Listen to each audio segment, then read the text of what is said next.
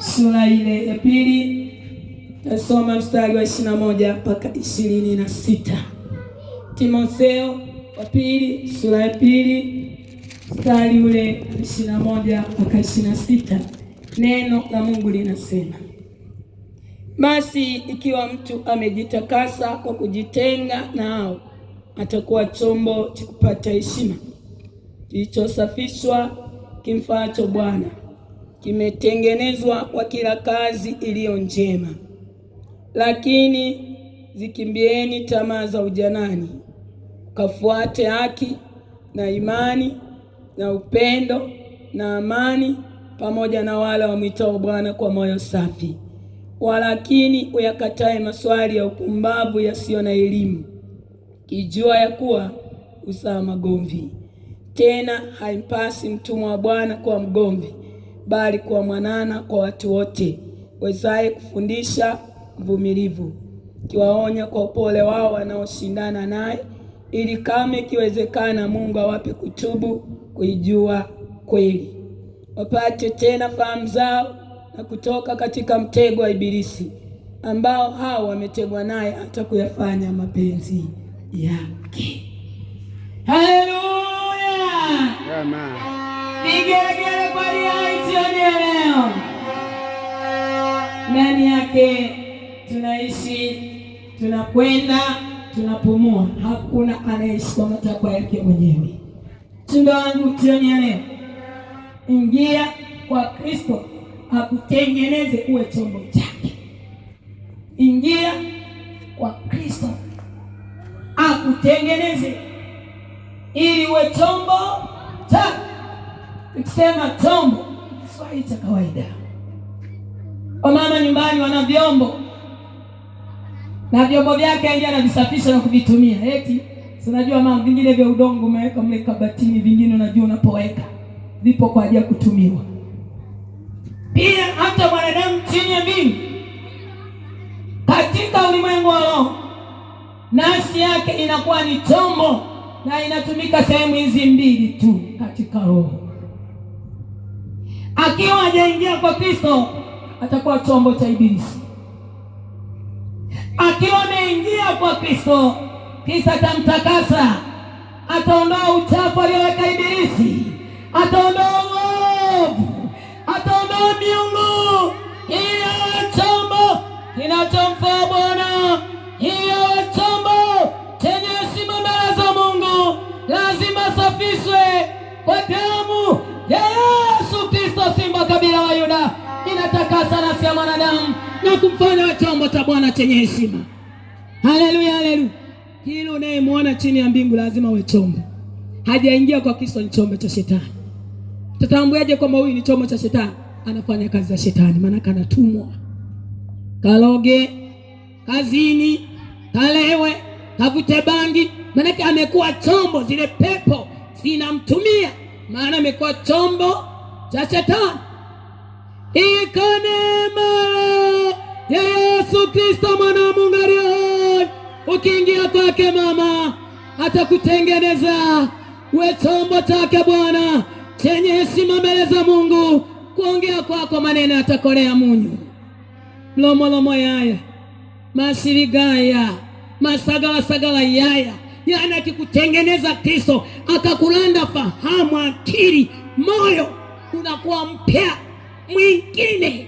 Maana mtu akiwa ndani ya Kristo anakuwa kiumbe kipya, ya kale yanaondolewa, maana umetengenezwa, maana umesafishwa, maana mabaya yameondolewa. Ni mwanaume mmoja aliye hai awezaye kutengeneza moyo wa mwanadamu akamfaa Bwana. Ila mtu aliyekataa kuingia kwa Kristo, lazima shetani amtumie, atakuwa chombo chake. Na uwezo ukaelewa na akili zako umekuwa chombo cha shetani. Maana anaongea na wewe humo kama unafanya vitu vizuri sana, kumbe ni mabaya. Kumbe ni maangamizo nafsi yako mwanadamu.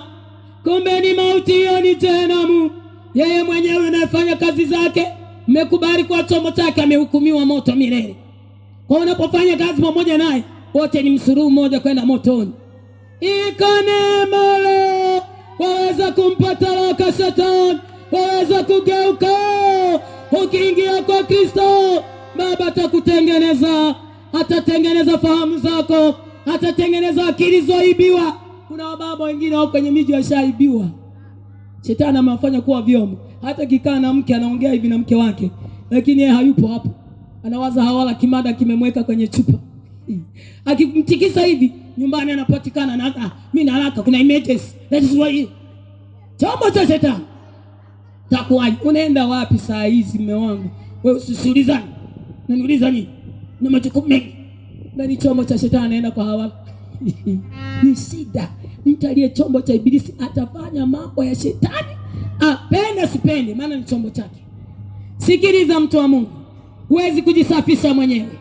Hata sahani zile za udongo nyumbani, ile hatupoti yako nzuri ile, haiwezi kujiosha yenyewe.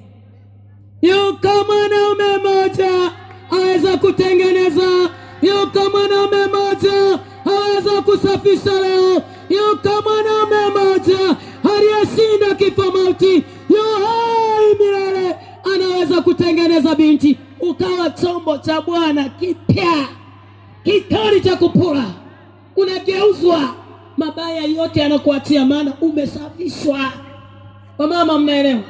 Hata sufuria kama ulipikia ugali, una kisafu anaita magagani.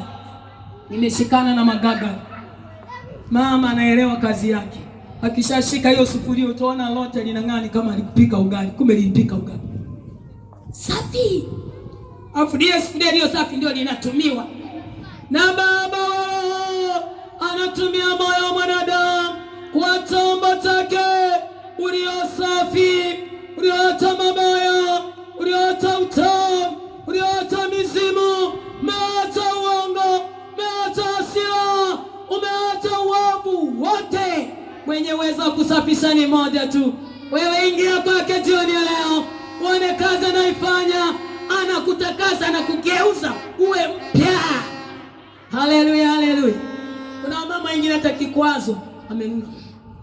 Mama nje, nipika nini hapa? Mme kama anaongea na limdodi. Wewe uko chombo cha shetani. Manake pepo zinasema achana naye. Tena leo akija usiongee naye. Sawa shetani. Sio unaona kutumia. Sio unaongea na wewe. Na dini unayo. Wala haikufundishi, haina uwezo wa kukusafisha. Yeye kama jariai asiye na dini ameleta wokovu kwa wanadamu. Ukiingia kwake mama atakusafisha, anaondoa hasira, anaondoa manunguniko, anaondoa mawazo mabaya, tamaa mbaya, anafisha viungo vilivyo katika nchi visiwe na mawazo mabaya wa tamaa mbaya. Huyu mwanaume nampenda mimi bwana.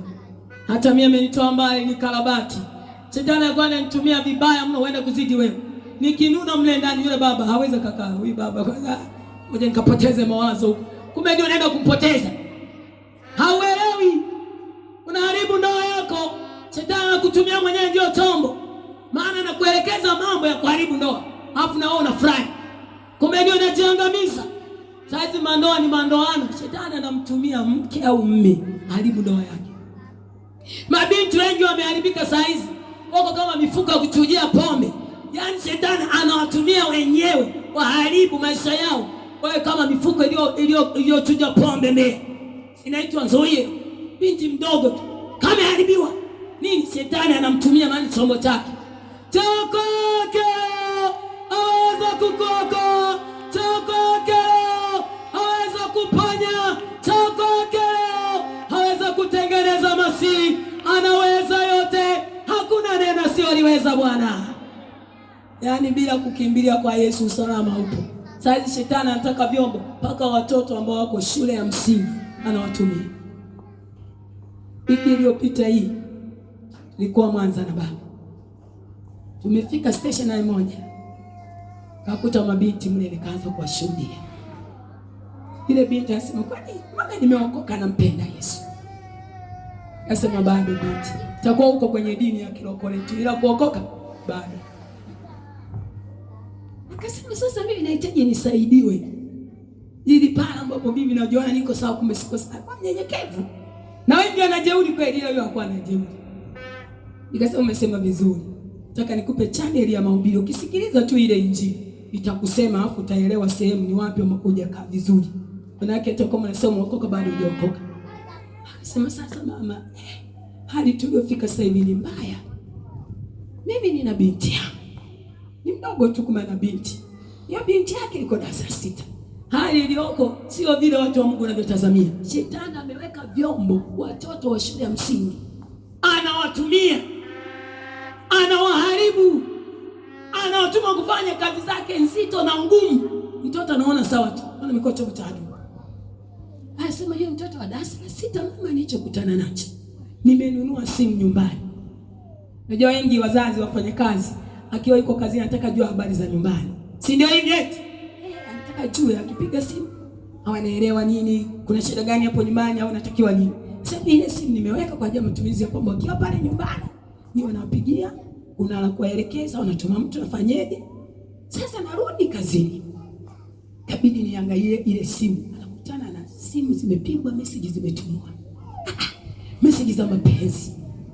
Mtoto wa darasa la ngapi? Mtoto wa darasa la ngapi? Yuko Yesu leo, anaweza yote. Yuko mfalme leo, kila anaingia kwake anamtengeneza, atakutakasa, ataondoa mizimu, ataondoa tamaa, ataondoa miungu, mawazo mabaya, tamaa za mwili. Yuko anayeondoa, anaitwa Yesu Kristo wa Nazareti aliye hai. Anaondoa mabaya yote ndani ya moyo wa mwanadamu. Yule binti ananiambia nilisikia mlipuko moyoni. Mapenzi? Sema nikamwita mtoto, tafuta fimbo kabisa. Wewe, mapenzi haya? Nani ambaye ana boyfriend si nani? Message yupo. Mama nitasema tu, anasema leo anakutaandika. Njoo wengine hawatapi hata mtoto akikutana na messages. Ni watoto wa sasa hivi, wewe malaya. Kwa sawa. Anasema nini umeweza kumchapa fimbo? Nikasema nataka ueleze kuanzia moja mpaka mwisho, mpaka mpenzi wako uko aliko. Sema yote. Kuna rafiki yangu ndiye anamtongozea. Yaani mambo ya ajabu. Darasa 6. Anasema sasa nikwambie mama, ukikaona katoto kangu, kaumbo kenyewe kembamba tu. Anasema utaweza ukawaza kwamba kanaweza kawaza mapenzi. Na shetani amefanya mambo ya ajabu. Akasema yeye twende kwa rafiki yako huyu. Ni binti na iko la 6. Anasema nikasema paka huko tunaenda. Wakaenda gonga mageti ngenge. Fika mpaka ndani. Jamani nimefika hapa, mwanangu amesema na rafiki yake hapa. Anaitwa Frani. Huyu mwanangu nimekuja naye na ndiye aliyenileta. Nimekutana na message ya mapenzi, mtoto wa darasa 6. Taifa linaenda wapi? Ukimwi, kasende, kasonono, kufa mapema, tafika chuo kikuu.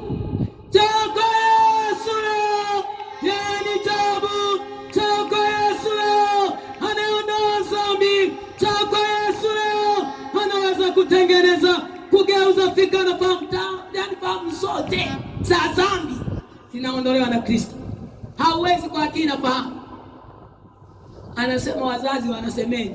Huyu mtoto si tumeshindwa naye. Tumepiga mno. Anawaza mapenzi tu. Mtoto wa darasa la 6. Wala 6. Tumepiga mno, afadhali umekuja na kumbe ameanza na huyu kumwambukiza. Kumbe akiwa tombo, nataka na huyo awe tombo na yeye. Wanapakana uchafu na uchafu. Ndio anasema naye tembea na mwizi na yeye anakuwa nani? Tembea na Yesu leo. Hali ya salama yako. Ingia kwa Yesu leo. Hali ya uzima wako mwanadamu. Anaitwa Yesu Kristo wa Nazareti aliye hai. Geuka leo mwanadamu. Takuwa chombo cha adui mpaka lini? Mtu anaanza umbea amekaa mpaka jua linageuka ile. Umekuwa chombo cha shetani. Mshahara wake unaelewa? Ni moto. Kristo amekuja akutoe. Ukiingia tu, hakubali toka moyoni kwamba Bwana mimi naingia kwako leo. Moyo huu ingie kwako. Nafsi ingie kwako. Nataka unitengeneze. Iwe chombo chako chenye heshima kinachokufaa Mungu Mwokozi kwa ajili ya kazi iliyo njema. Yuko aliye hai, haweza kukuondoa kwenye vifungo vya dhambi. Haweza kukugeuza ukawa mpya mwingine. Ndani ndani ya Yesu Kristo tunageuzwa na kwa wengine Bwana. Mimi niko mbea kuzidi wewe. Na tulikuwa tukikaa kuteta watu masae. Hili mnaopekwa, mnaogeuza, mnaopepeta hamna kitu yule. Na walianza kuniambia chana na wasukuma wa shambao. Yaani usiwe na karibu nao. Na mimi nakubaliana nayo. Yaani takataka za kila namna. Aliingia simba kabila wa Yuda. Anatengeneza na kumgeuza mwanadamu mwingine. Ni Yesu Kristo mwana wa Mungu aliye hai. Ukiingia kwake unakuwa chombo chenye heshima. Na unafanya kazi hizo njema tu. Babaye unakataa mwenyewe. Kama usengenyaji nishaacha. Uongo siku nyingi nitolewa uko na Yesu. Maasira siku nyingi. Mauna nisahama. Huwezi kujihamisha mwenyewe. Huwezi kujisafisha mwenyewe. Huwezi kujiondoa mwenyewe. Yukanetakasa nafsi za wanadamu. Yukanetengeneza fahamu za wanadamu. Yukanegeuza mwenendo wa mwanadamu chini ya mbingu. Anaitwa Yesu Kristo wa Nazareti aliye hai. Anaondoa tabia mbaya. Anaondoa mawazo mabaya. Mimi nakwambiaje, tafuta dini yote unayojua haitaondoa mwenendo wako mbaya. Watu wana dini mamalaya kutupa. Mwana dini analewa tiona na china na kwake. Na leo alikuwa kwenye dini. Eti dini imesema kunywa kidogo. Maana maana mlevi akienda bana kunywa kidogo. Sungusha tulepata. Umanaliwa. Kama naibiwa. Kama katamba za ibilisi. Geuka. Ingia kwa Kristo ili akufanye uwe chombo chake chenye heshima, akutengeneze Bwana. Bao atakusahau. Ule kwenye gongo la kwenda na shetani ameweka watu kuwatumia kama vyombo vyake grade. Yaani pepo la ulevi tu nimeweka grade. Hao ambao wewe uko chini anaingia kwenye gongo. Ukiokuta siku ya Ijumaa. Nilipita mtaa mmoja siku ya Ijumaa. Wako wawili kwenye gongo. Wana sifati na wenyewe pepo. Shuka. Ikasema shaka. Tukisifu hapo anashanga hawaelewi. Wakute mle. Vibati vyenyewe vifupi kwenye gongo. Vyenyewe tu vifupi. Humo sasa wanashikana kabana wawili. Na hapo na wake za watu. Mambo ya ajabu. Yaani wanamsifu yule ambaye ndiye anafanya kwa vyombo vyao. Si tukisifu hapa inuliwe. Bwana wa mabwana ainuliwe. Ametenda mema maishani mwangu. Si sifa yetu ya heshima. Kwa hiyo ni kukumbatiana na mume. Yaani kiokuja kama ukusimu. Dini anayo.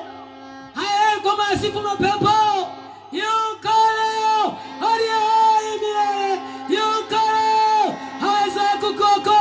Yukalo haza kutengeneza mwanadamu. Ukatoka kwenye uchafu. Katoka kwenye uzinzi. Katoka kwenye ulevi. Katoka kwenye rushwa. Anaitwa Yesu Kristo wa Nazareti aliye hai. Takuwa chombo cha adui mpaka lini? Mwisho wa hizo kazi ni tena. Yaani ukiwakuta unasema hao wako kuzimu au wako duniani. Kumbe wana maandalizi ya kwenda kuzimu. Jambo vya ibilisi. Huyu anakunywa gongo ndio huyu anayepiga mawe. Hela yake akiingiza kwa siku 4,000, 5,000, 3,000. Na hapa ataka honge tena malaya. Anamuonge 2,000. Wana kireti sababu wanakopana. Chafu. Ameweka kwenye bia. Kule bia zina magrade. 2,000, 5,000, 50,000, 100,000, 400,000. Mambo ya ajabu shetani anayotenda. Kwa hiyo kuweka wanadamu wa vyombo wafanye kazi. Pepo moja tu ya uzinzi iko grade. Kulingana na uwezo alionao. Pepo ya ulevi moja iko magrade. Kulingana na uwezo alionao mtu. Anamtumia anaenda naye. Na unajua umewekwa wapi? Na dini unayo bado chombo cha ibilisi. Lejeo neema ingariko geuka yuhoi Masia aweza kutengeneza Bwana ukawa chombo kinachomfaa Bwana. Imefika mahali sasa wachungaji wazinzi chombo cha shetani. Unajua amegamna sio chombo cha Bwana. Kuitwa mchungaji sio chombo cha Bwana. Kuitwa askofu sio chombo cha Bwana. Kuitwa mwinjilisti au mlokole sio chombo. Ni yale unayotenda, ni nani mwanadamu, ni yale unayoongea, ni nani mwanadamu, ni yale unayoweka moyoni, ni nani. Huyo ndiye amekuwa, ndio umekuwa chombo cha huyo. Cha nani? Nasema pokea gagu, unaenda kuinuliwa. Unaenda kuinuliwa. Utapanga tena. Haya anaosema haya ni ya nani? Yeye akisha kutengeneza, akakufanya uwe chombo chake, akakusafisha, unaanza kufanya kazi njema. Tajitenga na uovu, unaepuka tamaa za ujanani, maswali ya upuzi utayakataa. Yesu ana maana. Ni Yesu Kristo mwana wa Mungu aliye hai. Tatembea na pendo la Mungu, tatembea na kweli ya Mungu moyoni, maana umekuwa chombo chake. Utakataa dhambi na kujitenga na uovu. Ukoje? Amesema mtu Bwana akimtakasa, akimtengeneza, akimsafisha na kumfanya awe chombo kinachomfaa. Huyu mtu anajitenga na hao, anajitenga na uovu, anajitenga na uovu. Hata wewe wazinzi walevi wakisema twende tukanywe tukaonja hapa, aliyejitenga saa mimi ni shahama huko. Pokea Yesu Bwana mwokozi wako kwa shahama. Sija chombo cha ibilisi tena. Pepo ya ulevi hawezi kukaa. Hata akisikia waongo haambata na muongo. Msinzi hayo mimi ni shahama. Ukoje? Mbona una dini bado unalewa? Una dini bado msinzi? Una dini bado na misimu? Una dini bado unaoka? Unaiba tenzi za rohoni, lakini bado malaya. Una mapepo ya utambuzi, unaiba na vyakula vya wengine. Wewe ni chombo cha ibilisi. Huyo baba yako ni mwongo tangia hapo, na ni muuaji, ni mwizi. Ndio maana amekupa kazi zako za wizi. Hata wanaoiba vyakula vya watu rohoni kwa madawa, wezi, majambazi ya rohoni. Ikola usipotubu, ipo siku ya kisurisuri. Kila goti itapigwa na kila ulimi utapa. Hakuna vyeo. Wengi saizi wengine wanakola, wameweka kola mshingoni, anatembea kistaarabu na koti kubwa. Unadhani kuna makoti kwenye hukumu? Hamna cha kuvaa kanzu, siya rangi gani, mikanda gani, yani madoido tu ya ibada zenu mlizotengeneza. Uko chombo cha nani? Huyo yanashinda kwa waganga wa kienyeji. Anakola. Bishop. Hana bishop. Siku ya hukumu kila koti itapigwa na kila ulimi utapa, na kila unalitenda itafuatana nawe. Heri ukitubu, heri ukirejea. Ingia kwa Kristo akutengeneza baba. Ingia kwa Kristo akusafisha. Anaondoa uovu, anaondoa dhambi kwa mwanadamu. Haleluya, haleluya. Wengi saizi wanajivunia Bwana asifiwe. Tena tupopewa Bwana asifiwe mpaka anachukia. Bwana asifiwe si kama angaruka tu saizi. Unamsifu Bwana yupo naye tena ni mengine na Bwana. Bwana miti, Bwana nyuki. Yaani mimi hajanipa Bwana asifiwe. Wamekuzana. Bwana asifiwe mtumishi wa Yesu. Uko walogi. Bongo. Yaani huyu anachosema Bwana asifiwe na anachokiishi sio cha Bwana. Wala tekelezi, hatembei na maagizo ya Bwana. Geuka leo. Neema ipo, mlango hujafungwa. Tambo leo. Leo. Ingia kwa Kristo kutengeneze ili umfae Bwana. Uwe chombo chake kwa ajili ya kazi njema, na kazi anaisema ni kuliamini hili jina, kutembea na neno lake, kutii maagizo yake, tembea na sheria ya Bwana. Mungu amekufundisha nini, unaishi nini? Kazi sio kuhubiri. Hata wazinzi waweza kuhubiri na wachawi wanahubiri. Waweza kujivunia mhubiri. Mimi ni mhubiri wa nchi. Bishop, si mimi mwinjilisti wa taifa. Peaneni vyeo vyote mnavyovijua. Kwenye hukumu hamna vyeo. Na Mungu hawajui wenye vyeo. Anasema watakatifu walioko duniani, hao ndio walio bora, ndio wanaopendezwa nao. Hapendezwi na maaskofu, wala wainjilisti, wala walokole, wala wachungaji. Anapendezwa na watakatifu walioko duniani. Hao ndio walio bora. Na huwezi kuwa mtakatifu kama hujaingia kwa Kristo kutengeneza. Hawezi. Masa hizo kwa mtu anajiita mwokoa mpagani tu. Kwanza tukimwangalia hivi, tukimwangalia sura ya nje, unaona huyu mpagani. Uwezo kaingia kwa Kristo, eti unavaa mimi ya huyu. Ukiinama hivi taiti iko wazi. Yesu kuacha kweli, umeingia kwapi? Yana anatupuruni, anatuelekeza mambo yanayofaa. Uwezo kavaa nguo za kikahaba. Mwiko! Siaisa hii. Sumu! Anakuzuia hii nini? Yaani mtete kidondosha hata kalamu hata simu chini. Kuinama anaenda hivi. Ni Mungu ndiye naye umo kweli. Namna nalio kiingia kwake takuwa salama mama, takutengeneza hapo umekamatwa, ni nguvu imekufunga, yupo anayefungua waliofungwa leo, yupo anayegeuza tabia za wanadamu, anaondoa tabia mbaya, anaondoa mienendo mibaya, anaondoa sehemu mbaya, anaondoa mawazo mabaya. Kama unayowaza mtu anaishi kwa dhambi, siku zote anawaza mabaya ya shetani tu. Maana ni chombo cha shetani. Usiku na mchana anawaza mabaya. Si ni chombo chake. Huyu ametekwa, amenaswa, ameingia kwenye mtego wa ibilisi. Shetani anamfanya afanye mapenzi yake, apende asipende. Kutoka hapo kwa akili uwezi. Hata wewe na elimu ya juu, hata jite msomi, hata wewe na gorofa. Wengine wakitenga Kajuma anaona amemaliza, ananyatia na kutembea, naishi kwangu. Na shida gani? Una shida tena kubwa. Yupo na shida, anaitwa Yesu Kristo Nazareti. Ukiingia kwake ataondoa shida ulionayo. Nadhani shida ya nafsi yako wewe ni nyumba. Kuna mmoja inaniambia, yaani mimi mchungaji, nakwambia nikijenga, nikahamia kwangu nitasikia raha. Nadhani raha iko kwenye nyumba. Raha nasi mwanadamu iko kwenye nyumba. Hatuwe na gari ya kifahari, sio raha hiyo. Hatujaze hela benki, sio raha nafsi yako. Yukariera ya nafsi zote. Ukiingia kwake akakutengeneza, ukakaa kwenye mafundisho yake, utapata raha nafsini. Yaani kuna amani, unatembea na amani ambayo duniani haipo. Kuna raha nafsini. Maana umetengenezwa, umetakaswa, umesafishwa, umewekwa na yeye kwa ajili ya kazi iliyo njema. Kila mtu anayefanya mambo mema huwa anajisikia vizuri. Nafsini, moyoni, rohoni. Mtu anayefanya mambo mabaya hakuna amani kwa wabaya. Kuna misiba, kuna hukumu, kuna ghadhabu ya Mungu ndani ya moyo wako. Kuna hasira ya Mungu kwa ajili ya kazi mbaya. Geuka, ingia kwa Kristo, akutengeneze Baba, akugeuze ili upate raha nafsini Bwana. Ndani ya Yesu Kristo unapata raha nafsini.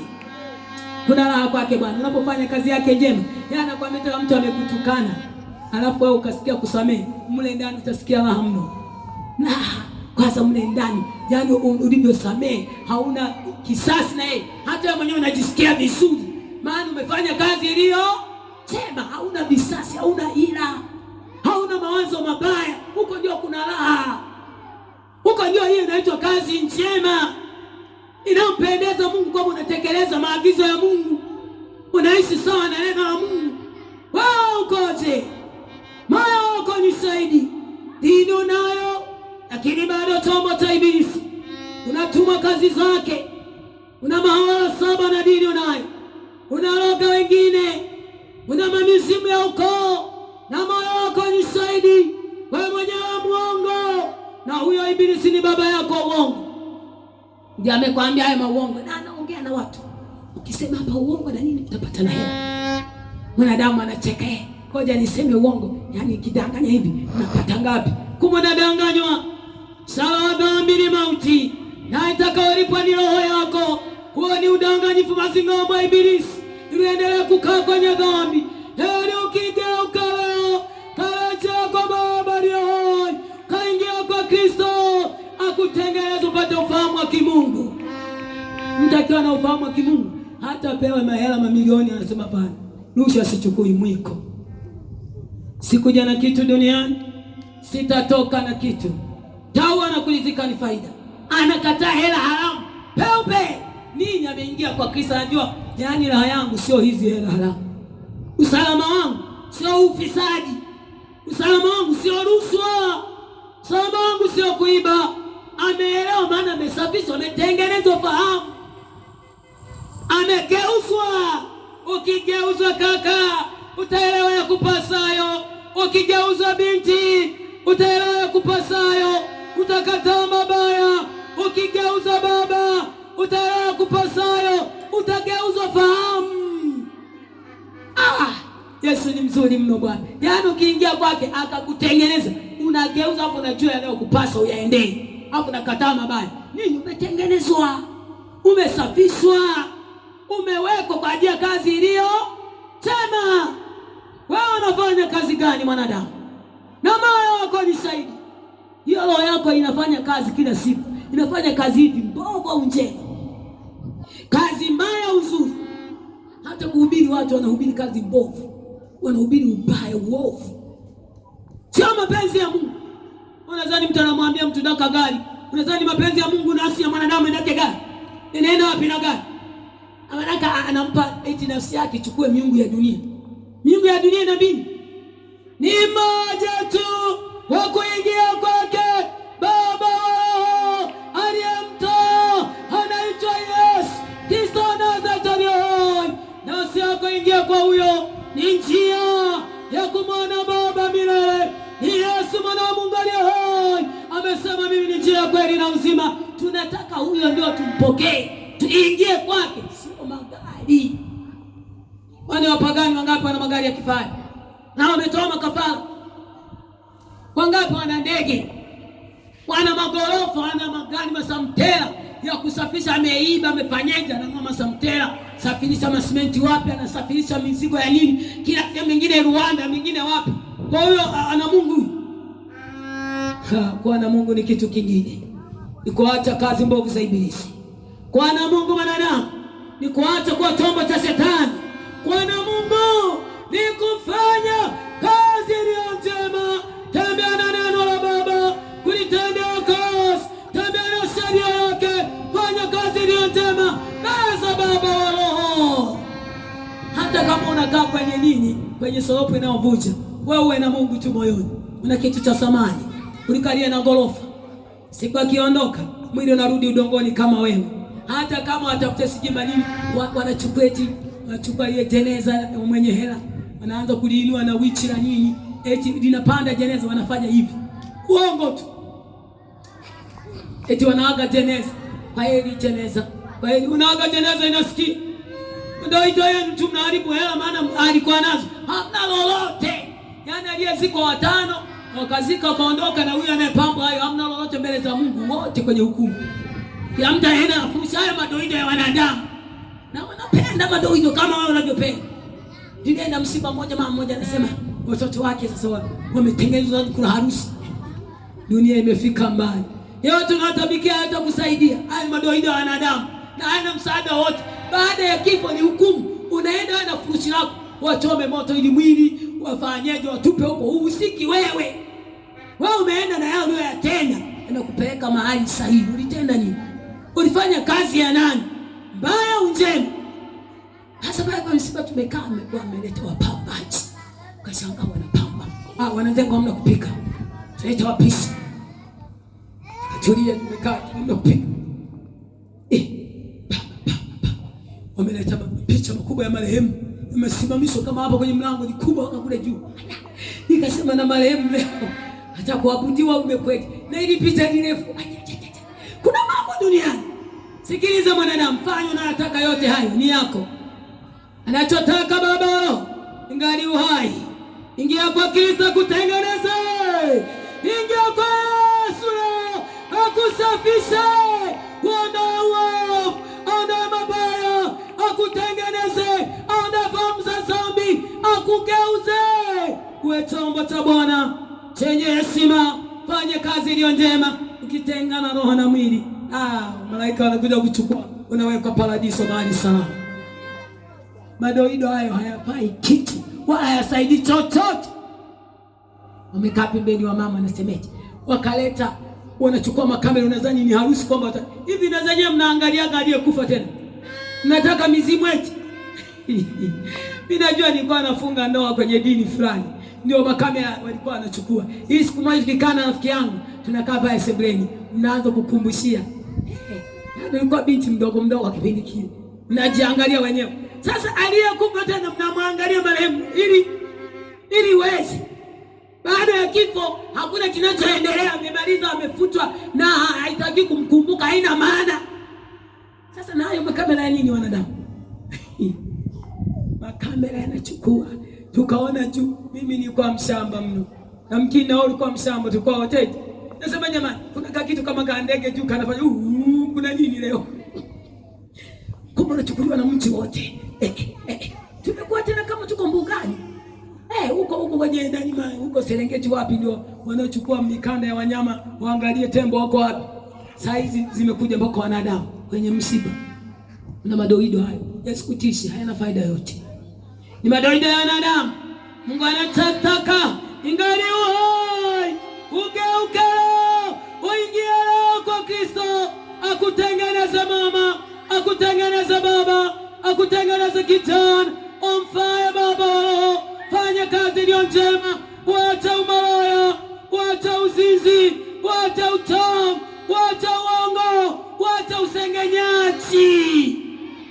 Uwe chombo cha Bwana. Siku kitengana roho na mwili tunarudi kwa Baba. Ulifanya kazi njema, unapata mema. Ulifanya kazi mbaya, uzimu motoni milele. Madoido yanayoendelea na mwili wa marehemu hayamhusu yule aliyeondoka na furushi. Siji baba mweke pabaya, siji muondoe baba pabaya, siji anajua amemweka wapi. Na wajao wanaosema baba muondoe pabaya, wenyewe walevi tu, wazinzi tu. Amuombea marehemu, wanaombea maiti. Maiti si kuzika mwili unaenda udongoni, unaombea nini tena? Roho baya hivyo unaombea nini? Yanasema tuombee mwenzetu. Hata hayo madanganyo. Tombo leo, ngali uhai, umepewa nafasi mwanadamu.